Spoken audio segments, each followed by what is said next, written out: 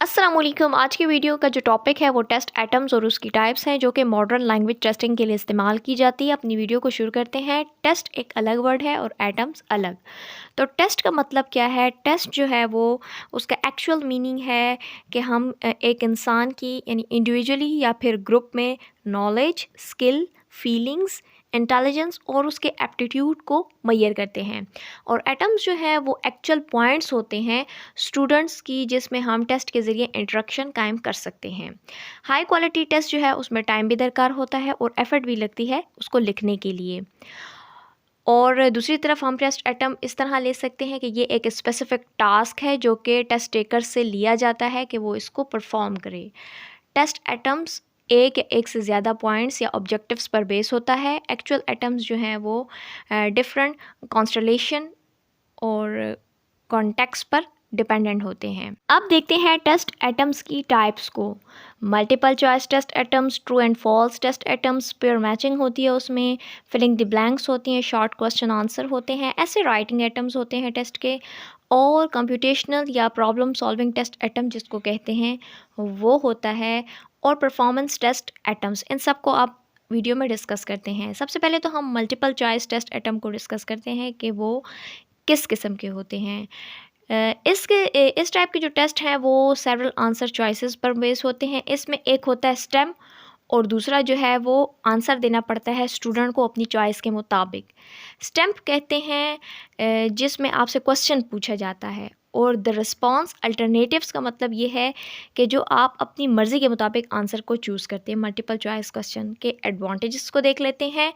ये बहुत ही क्विक और इजी है कि हम स्कोर इसमें ले सकें बाय हैंड या फिर इलेक्ट्रॉनिकली। जब मल्टीपल चॉइस क्वेश्चन जो है स्टूडेंट्स अटैम्प्ट करते हैं तो उनको higher order thinking skill promote होता है उनमें। इसका एक फ़ायदा ये भी है कि इसके थ्रू जो है मल्टीपल चॉइस क्वेश्चंस के थ्रू ज़्यादा कंटेंट कवर हो सकते हैं सिंगल एग्ज़ाम में, और स्टूडेंट्स इसको पीरियड के दौरान ही आंसरेबल हो सकते हैं। डिसएडवांटेज की तरफ आते हैं। ये एक अनप्रिपेयर्ड स्टूडेंट्स को भी अपॉर्चुनिटी देता है कि गेस करें, और गेसेस समटाइम राइट भी हो सकते हैं और उनको नहीं पता होता चीज़ों के बारे में, लेकिन वो क्रेडिट ले लेते हैं। दूसरा इसका नुकसान ये भी है कि गलत इन्फॉर्मेशन भी मिलती है उनको उस कंटेंट के बारे में। ये टाइम भी लेता है और स्किल भी चाहिए होता है इसको कंस्ट्रक्ट करने के लिए। नेक्स्ट टाइप है true and false test items. अब इसको देखते हैं।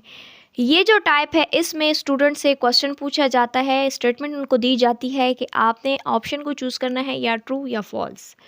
स्टूडेंट जो हैं जिनको स्टेटमेंट का पता होता है वो आसानी से मार्क कर सकते हैं कि इट्स बीन ट्रू और फॉल्स। एडवांटेजेस की तरफ आते हैं ट्रू एंड फॉल्स के।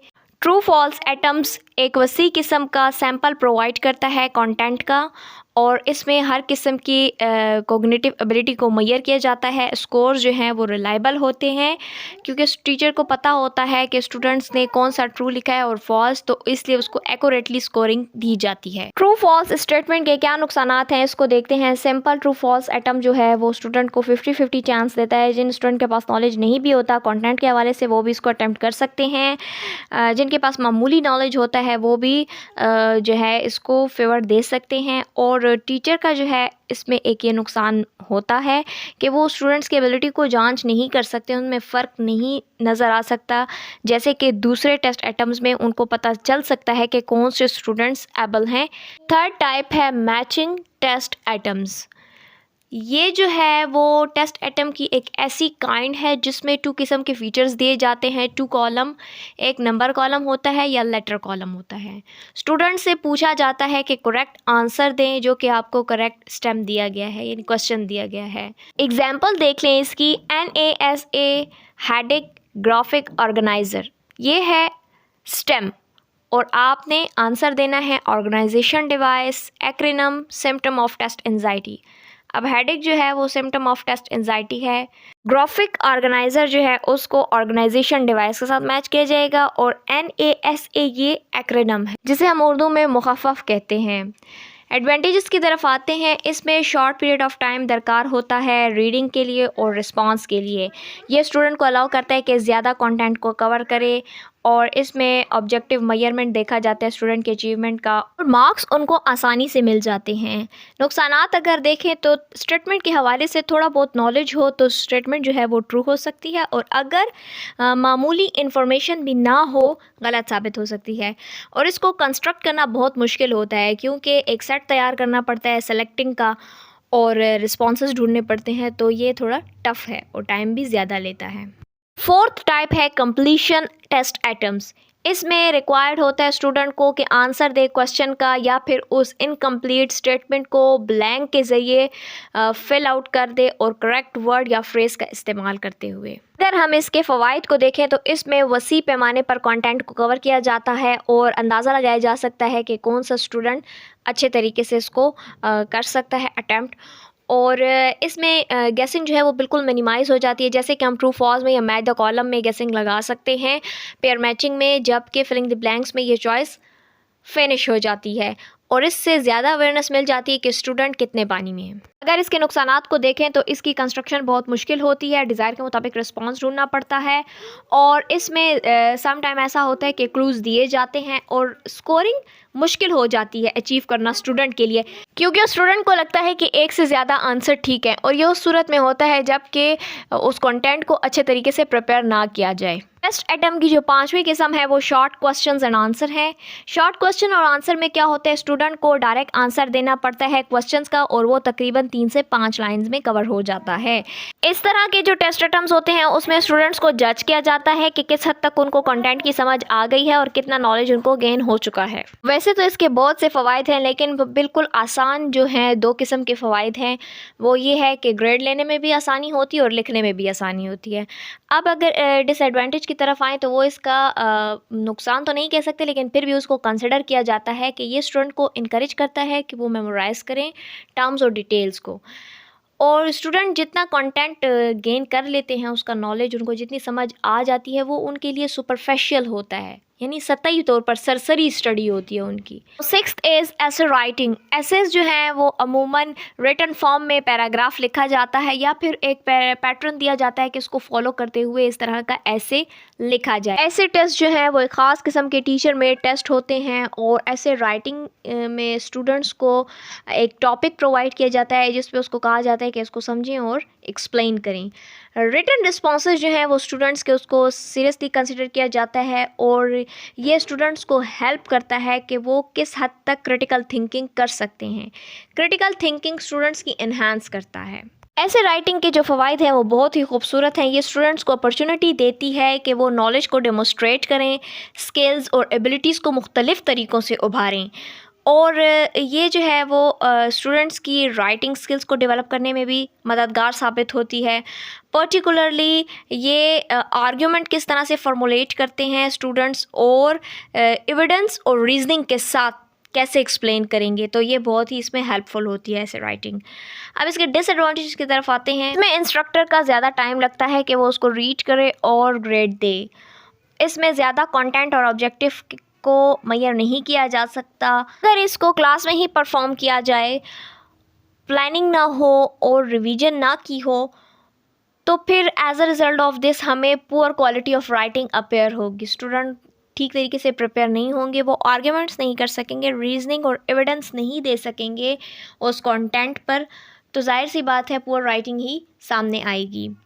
नेक्स्ट जो 7th टाइप है वो है प्रॉब्लम सॉल्विंग।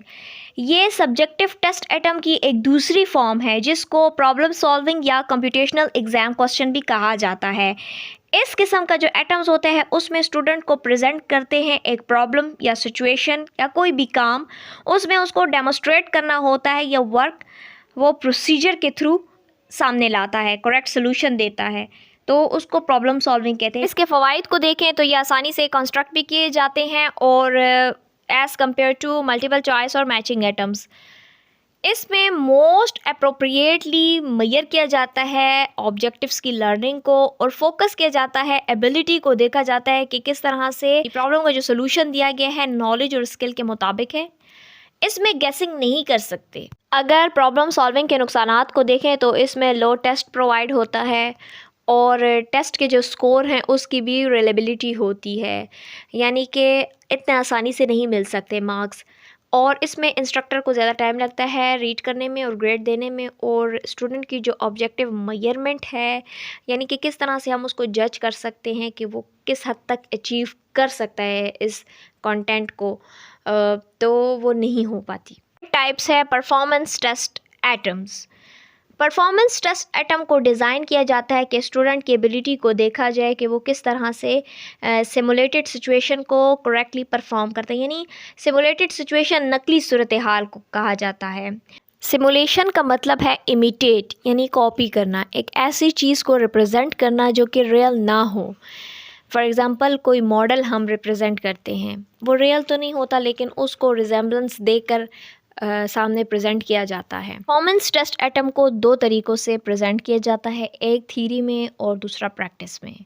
थ्योरी में जो है वो परफॉर्मेंस टेस्ट को किसी भी रियल लाइफ सिचुएशन पर स्किल के ज़रिए कंस्ट्रक्ट किया जाता है, और प्रैक्टिस में जो मोस्ट परफॉर्मेंसेस हैं वो डेवलप करती हैं किस किस के असेसमेंट को, वोकेशनल पेशा वराना मैनेजमेंट को देखते हैं, इंतज़ामी सूरत हाल, इसी तरीके से कम्युनिकेशन, लीडरशिप यानी कि क़यादत, इम्पर्सनल और फ़िज़िकल एजुकेशन, गैर ज़ाती और जिस्मानी तालीम और नकली सूरत हाल का जायज़ा लिया जाता है। परफॉर्मेंस टेस्ट एटम्स के एडवांटेजेस को देखते हैं। ये अमूमी तौर पर टेस्ट को एक वैलिड डिग्री प्रोवाइड करता है। ज़रूरी नहीं है कि पेपर पेंसिल टेस्ट एटम्स हों।